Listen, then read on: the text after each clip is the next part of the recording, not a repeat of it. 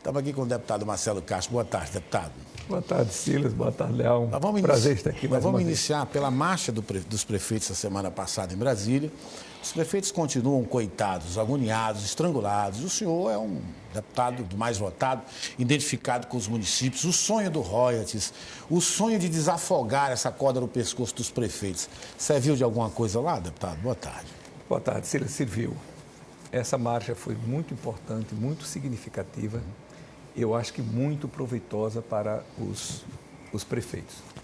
Eu até na reunião lá, Leal, que você citou aí, eu citei o Jair Meneghelli, que foi presidente da CUT, né? Que ele gostava de dizer que governo é como feijão velho, só vai na pressão. Então, essa marcha dos prefeitos que tem sido, né, seguidas, tem pressionado o governo federal. Eu acho que a pressão que eles fizeram sobre a presidente Dilma, naquele encontro que ela foi, que teve aquele burburinho todo, né? Teve aquelas pressões, eu acho que aquilo surtiu efeito. E nós estamos com a PEC... E ela não foi dessa vez? Não foi dessa vez. Mas nós estamos com a PEC no Congresso Nacional para destinar mais 2% dos impostos federais, o IPI e o Imposto de Renda, para reforçar o FPM dos municípios. E acho que nós vamos conseguir êxito nisso daí, porque, Leal, aqui não é demagogia de político, mas a situação que os prefeitos, que as prefeituras estão vivendo. Rapaz, é difícil. Sobretudo as prefeituras que não têm receitas próprias, menores, é uma situação calamitosa. Penúria. Isso daí de penúria. Precisa realmente uma medida emergencial, urgente, para dar um refresco, um reforço a esses municípios. E o nosso presidente da Câmara, Henrique Eduardo Alves, fez um belíssimo pronunciamento, foi aplaudidíssimo e se comprometeu de botar imediatamente, constituir a comissão especial para dar parecer sobre essa PEC, para que nós votássemos imediatamente, quer dizer, quando possível, cumprindo os prazos regimentais, para haver esse benefício para os prefeitos. Estamos certos de que seremos vitoriosos. Além disso, Silas, você puxou aqui um assunto que me é muito caro, que é a questão dos royalties.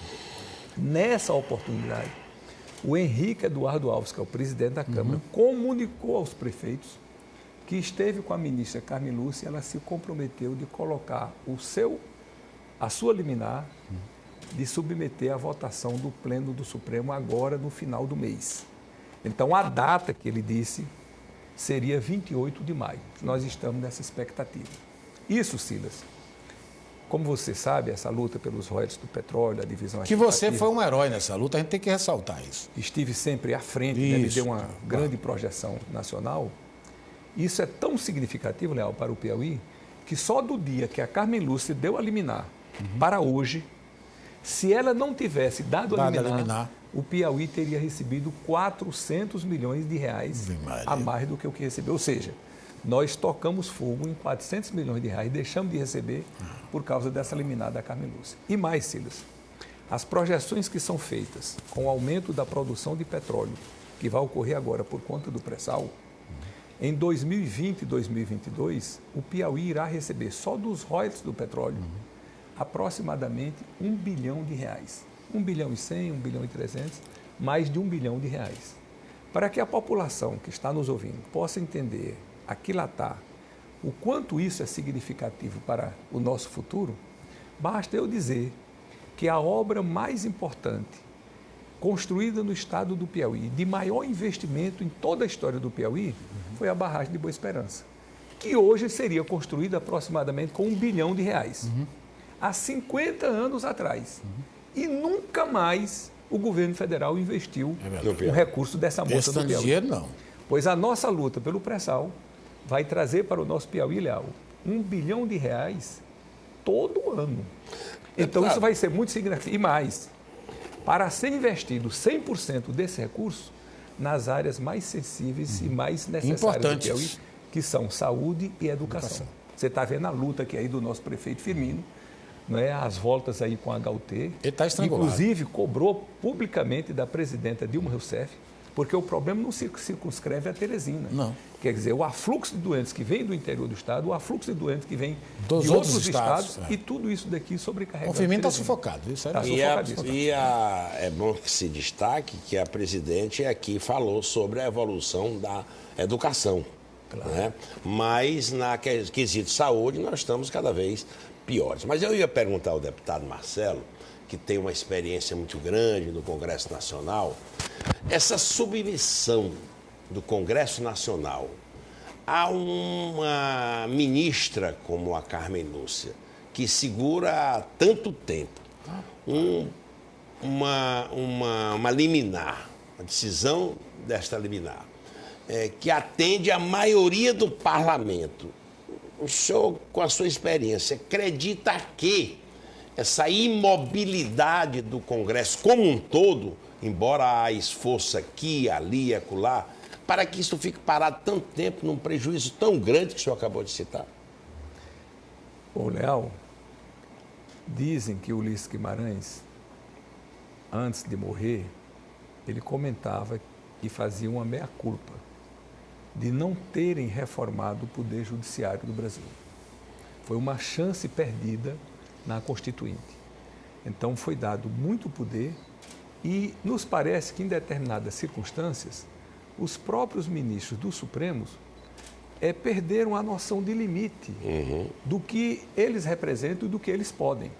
Quer dizer, esse exemplo da Carmen Lúcia aqui é muito ilustrativo. Por quê? Não é permitido liminar singular de um juiz contra um poder. Então, a Carmen Lúcia, tecnicamente, ela não poderia ter dado essa liminar. Só quem poderia dar a liminar seria o Pleno do Supremo. Ela deu a liminar, invocando lá o Funus Boni Júria, lá, o perigo in mora, que vocês gostam desse termo, vocês são advogados, né? Que é o perigo da demora, mas dizendo que submeteria imediatamente ao parecer dela lá, ao Pleno do Supremo. Esse imediatamente, Silas, tem 1 ano e um mês que ela deu essa liminar. O ministro Gilmar Mendes concedeu uma liminar numa ação lá no Supremo, proibindo o Senado Federal de votar uma lei. Olha, que é mais absurdo ainda. Antes de votar a lei. O Supremo pode dizer, esta lei aprovada no Congresso é inconstitucional. Ela não pode valer. Mas não pode privar o Congresso de votar. De exercer a sua função. O Congresso existe para quê? Para legislar. Então, isso eu estou dando 2 exemplos para mostrar que o poder que está sendo hoje nas mãos do Judiciário é tão grande que eles próprios não têm mais o limite desse poder. Eles acham que pode tudo, pode o que quiser e que fica por isso mesmo. Então, deputado, só para colaborar com as suas palavras, o Executivo se queixa do Judiciário. O Legislativo se queixa do Judiciário. Esses 2 poderes têm a força maior. O que é que impede de se estabelecer novas regras, novas leis, para que se possa mudar esse Estado? Precisa haver uma reforma.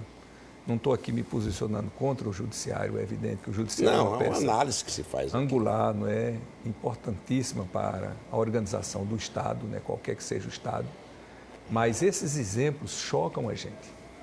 Não pode, uma lei como essa, Silas, dos royalties do petróleo, claro. Nós votamos, Leal, 7 vezes essa lei.